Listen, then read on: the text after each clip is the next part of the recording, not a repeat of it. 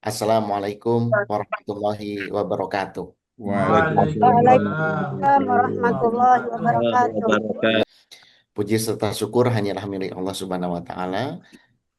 Pada pagi hari ini, kita semua masih diberikan kesempatan oleh Allah Subhanahu wa Ta'ala untuk dapat bergabung, bersilaturahmi, kembali dipertemukan melalui Golden Habit Forum yang alhamdulillah pada pagi hari ini telah memasuki episode yang ke-229.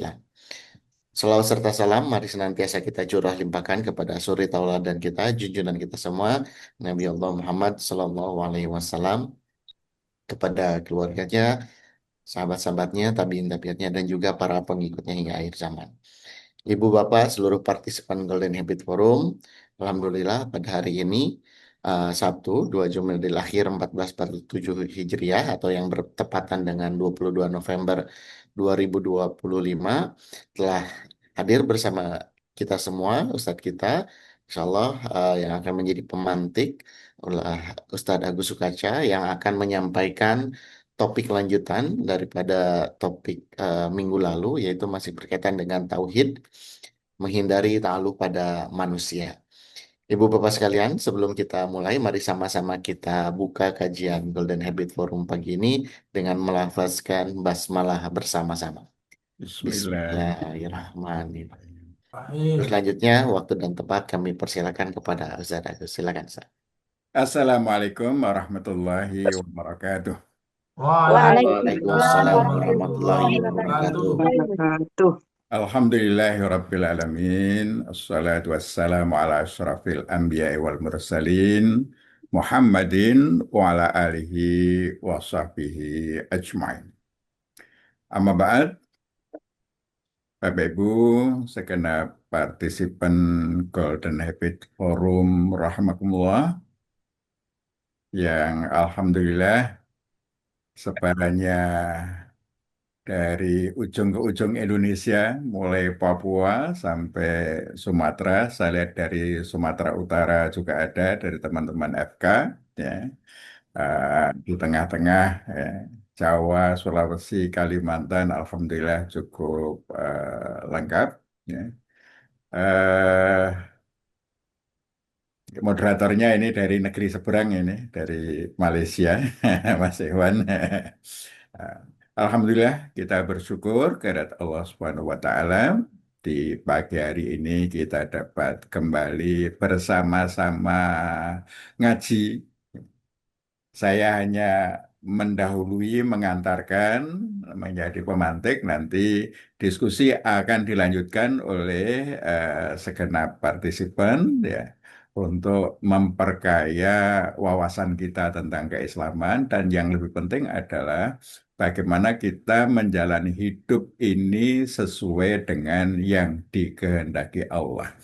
Itulah yang paling penting, sehingga ke depan ini menjadi tujuan kita, menjadi visi kita, kita dapat berakhir kehidupan kita di dunia ini dengan husnul khotimah.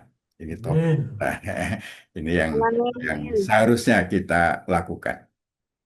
Dan kita masih membahas soal tauhid yang menjadi passwordnya husnul khotimah.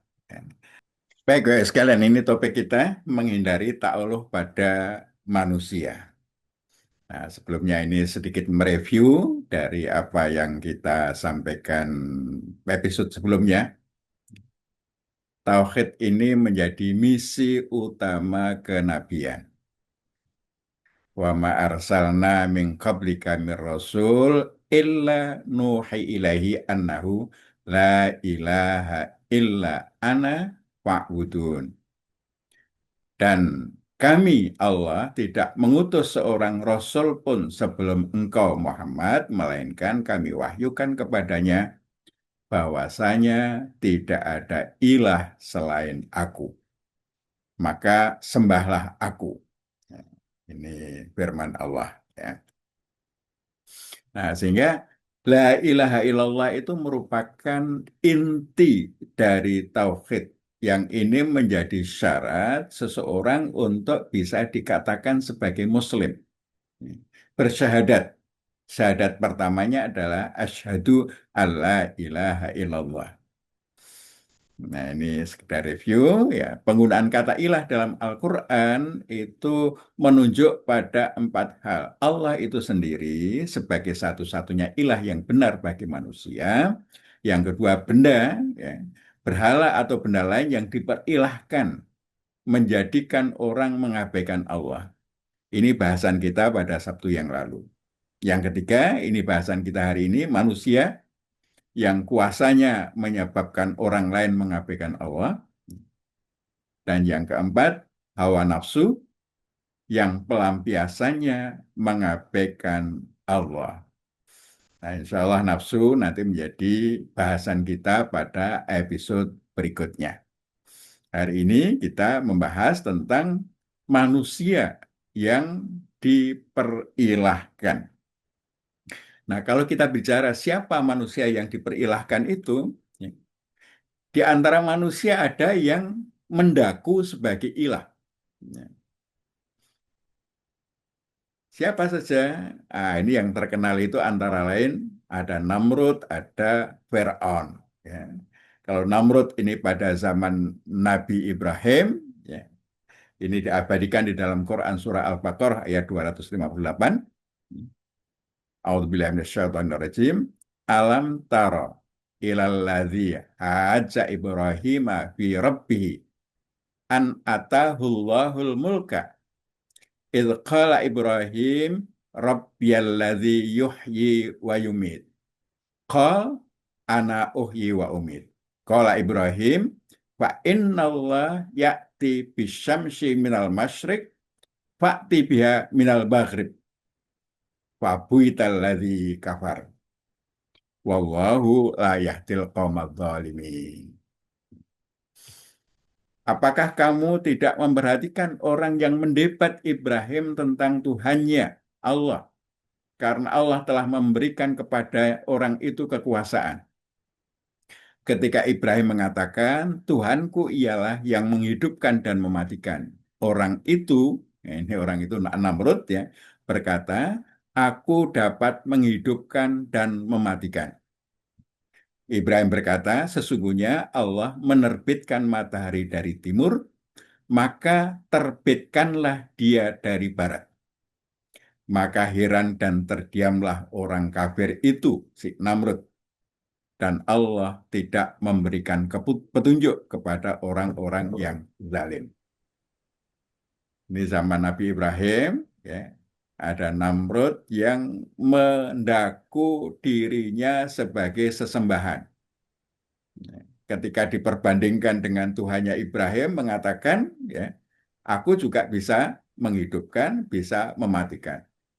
Meskipun bukan dalam arti menghidupkan orang mati, ya, tapi membiarkan orang tetap hidup atau dia membunuh orang. Ya. Ini yang kedua, ini yang paling banyak kita dapati, Fir'aun. Ya. Fir'aun ini bahkan mendaku sebagai Tuhan. Ya. Faqala ana rabbukumul a'la. Ya.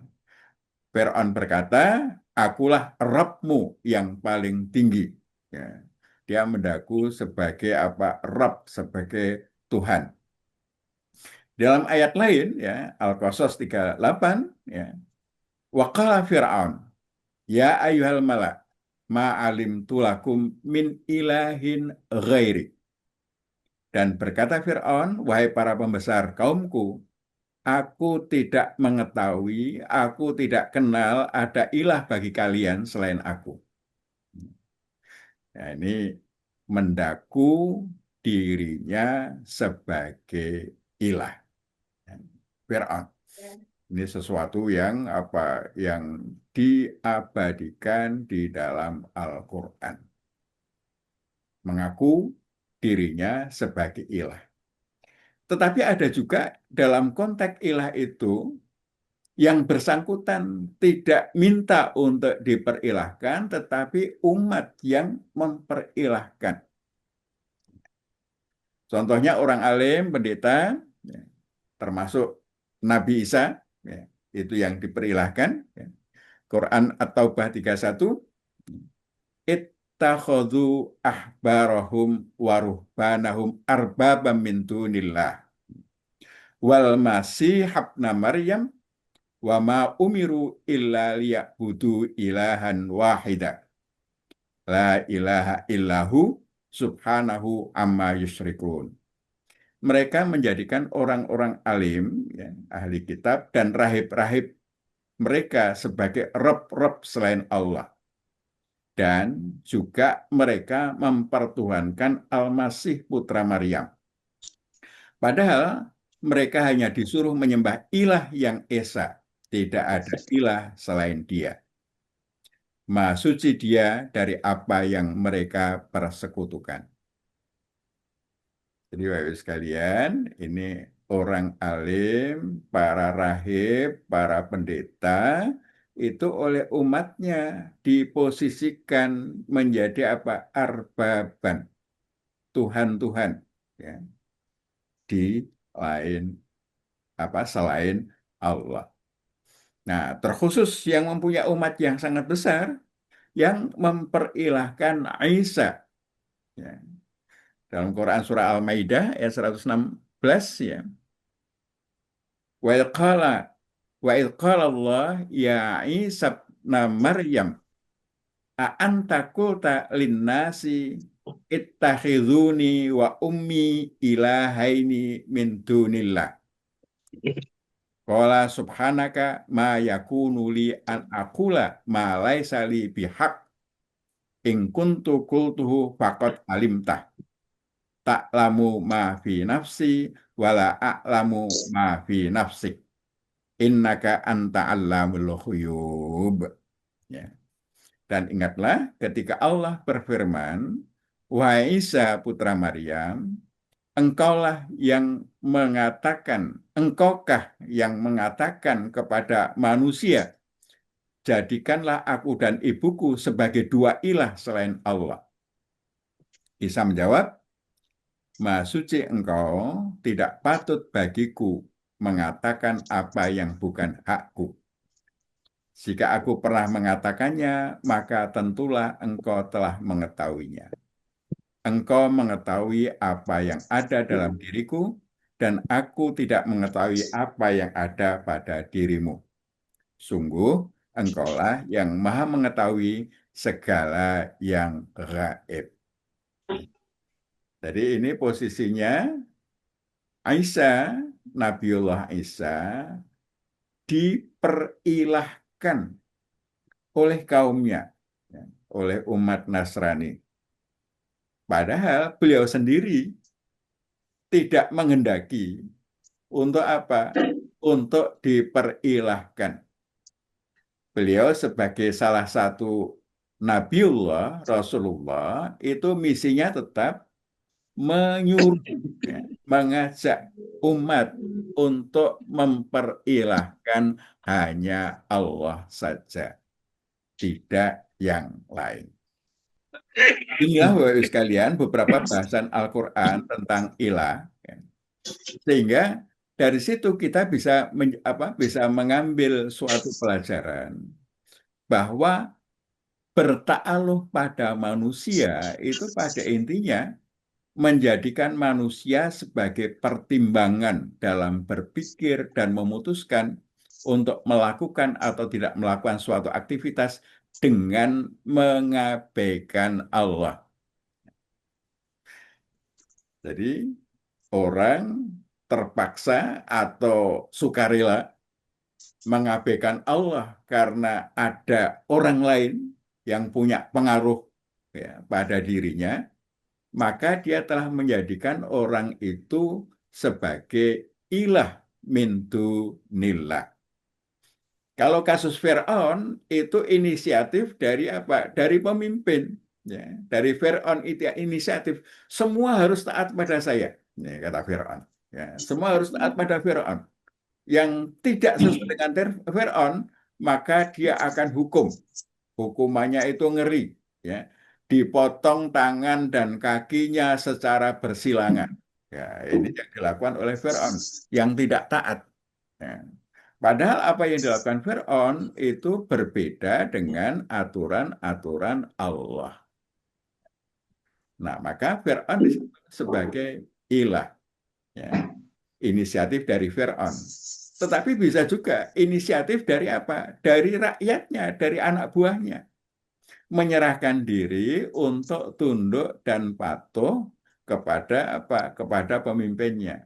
Itu inisiatif dari rakyat. Padahal dia bisa menolak ya sebagai anak buah.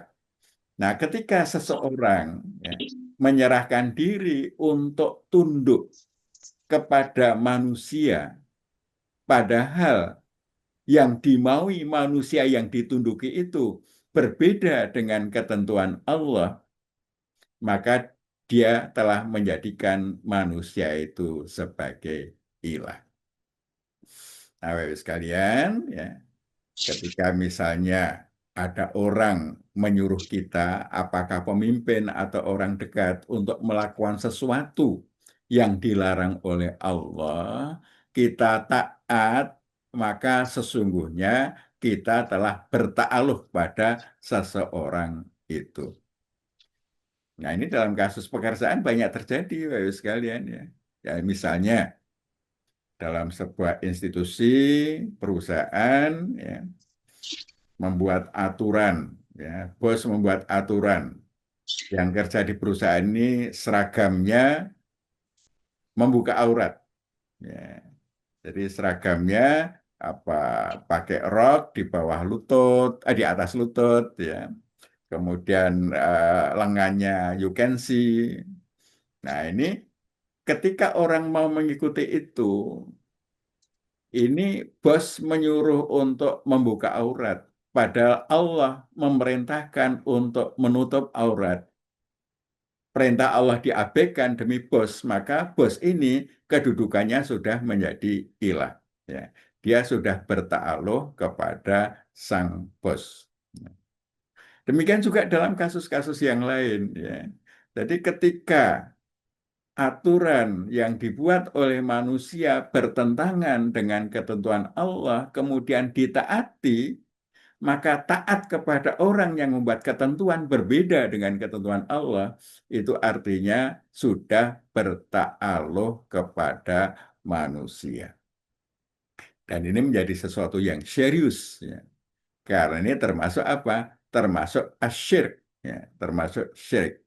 Manusia menjadi objek yang paling banyak ditaalui atau yang sangat banyak ditaalui. Nah, ini bisa terjadi pada apa? Pada orang tua. Ya.